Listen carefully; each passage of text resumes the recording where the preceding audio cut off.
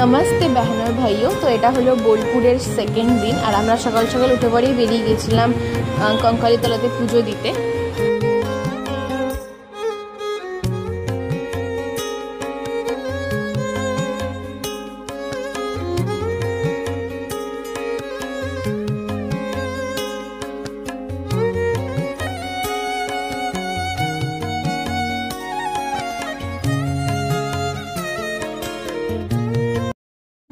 তো মন্দিরে ঢুকতেই দেখতে পেলাম খুব একটা বেশি ভিড় ছিল না, মোটামুটি কিছু জনের পরে লাইন দিয়েই আমরা 5-10 মিনিটের মধ্যেই পুজো দিতে পারি আমাদের।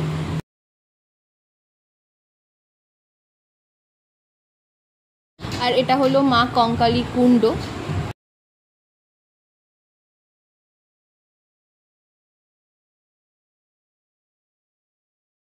তো পুজো দেওয়ার পরেই আমরা বেরিয়ে যাই কোপাই নদী দেখতে। তো আমরা টোটোওয়ালার কাছে জানতে পারি এটা মেন কোপাই নদী নয়, মেন কোপাই নদী আছে একটা জায়গাতে, তো আমরা সেটাও দেখতে যাই।